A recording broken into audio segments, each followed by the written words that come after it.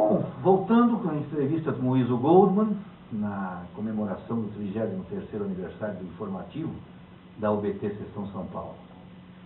Eu gostaria de conversar um pouco agora com o Iso, da história que ele tem para contar, de toda uma vida, são mais de 30 anos na trova, convivendo com os melhores trovadores, sendo ele próprio um dos melhores trovadores. E há muita história, muita coisa pitoresca, muita coisa engraçada, e algumas delas nós vamos ouvir agora aqui do Iso Goldman. A trova, além das trovas humorísticas, que muitas vezes provocam situações ótimas, né? Você tem a trova do Antônio Carlos,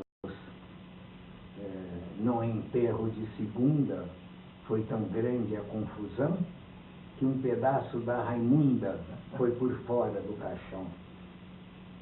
Ele disse essa trova num concurso, e depois uma senhora chegou perto dele e puxa aquela sua trova, hein?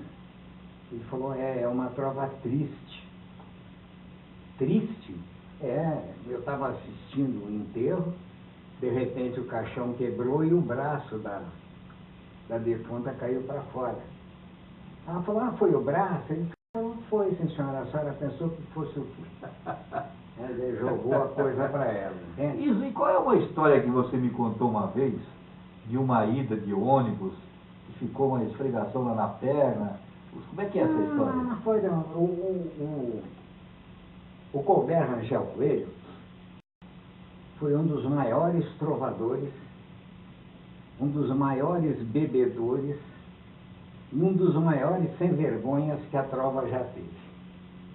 E tem um ônibus todo ano que sai do Rio de Janeiro e leva os trovadores para Nova Friburgo. E num desses anos apareceu uma trovadora nova que ninguém conhecia, mas muito bonita. O Colbert não teve dúvida, né? Encosta daqui, encosta dali, empurra daqui, empurra dali. Ele sentou do lado dela no ônibus. E esse ônibus para no meio do caminho, numa cidade chamada Cachoeiras do Macacu. Quando o ônibus parou, todo mundo desceu e todo mundo correu pro Colbert, né? Como é que é, Colbert? Como é que tá? Ele ficou muito sério e disse, eu sentado na beirada e ela junto da janela, graças às curvas da estrada, vou sentindo as curvas dela. O Colbert era ótimo para essas coisas, né? Mas tem uma muito boa com o Colbert, que foi o pai dele. O pai dele, o João Rangel Coelho, outro trovador fantástico, numa entrega de prêmios em Nova Friburgo. Não sei se era o Abud, quem é que estava fazendo a entrega. No palco, ele disse, bom, e agora vamos entregar as trovas de vencedoras do tema tal. Nós vamos chamar, para receber esse troféu que é seu, Colbert Rangel Coelho. Quando o Colbert levantou e começou a andar, o João Rangel levantou e disse, o troféu é dele uma ova, porque esse troféu é meu. Que se ele é o autor da trova, o autor desse autor sou eu. Lá no meio da entrega de prêmios, foi uma farra. Um dos trovadores mais fantásticos que houve no Brasil era Clóvis Maia. Ele era, acima de tudo, repentista. Tinha uma facilidade imensa para... Uma vez foi em Friburgo também, ele estava dançando com uma candidata à musa, uma das musas que tem nos Jogos Florais de Nova Friburgo. E ela estava com um vestido bem decotado, com um babado em volta, né? E ele dançando com ela, baixou e disse baixinho no ouvido dela, esse babado cercando o teu decote rasgado, deixa os barbados babando para babar no teu babado. Esse quem é o autor? O Clóvis Maia. Clóvis Maia. Mas ele tinha coisas terríveis. A esposa dele chamava Dona Eva. E a sogra dele, a mãe da Dona Eva, eles chamavam ela de Dinha. Um dia ele chegou em casa e a Dona Eva disse assim, você não sabe o que aconteceu. O que foi? A Dinha não tem jeito mesmo. Ficou doente, não avisou a gente, passou a noite todinha acamada, com febre, graças a Deus que a vizinha cuidou dela. Agora, poxa, mas ela já está melhor? Tá tudo bem. Foi lá dentro, lavou as mãos, voltou e disse para dona Eva assim: quando a Dinha está acamada, eu agradeço a vizinha, que passa a noite acordada e faz tudo pela Dinha.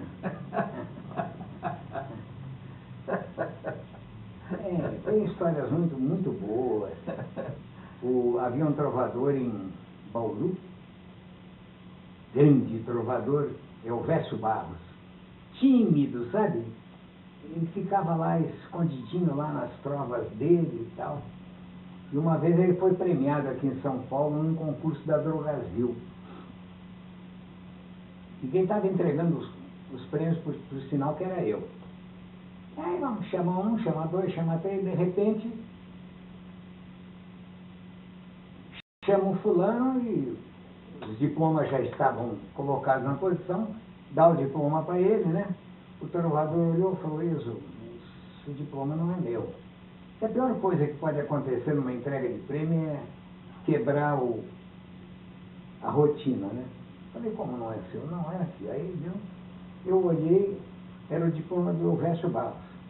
Acontece que o Elvésio já tinha vindo à frente, já tinha recebido o diploma, dito a trova e tinha ido sentar.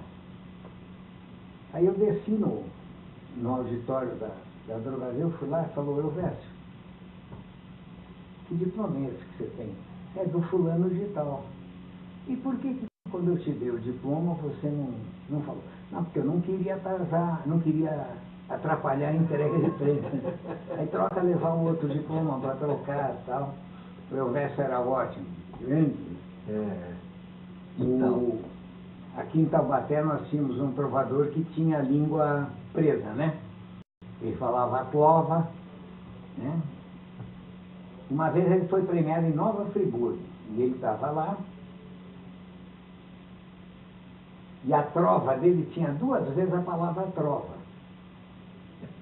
Aí, quando começou a entrega de prêmio, ele virou para mim e disse assim: eu não vou subir no palco. Como assim? Não vou receber o troféu. Por que você não vai receber o troféu, Dias? Porque eu vou ter que falar essa prova. Tem 2 vezes prova aqui. E daí? Vai lá, sobe e diz a prova, todo mundo sabe que é prova. Não. Você acha que eu vou chegar lá e falar prova? Não vou, não.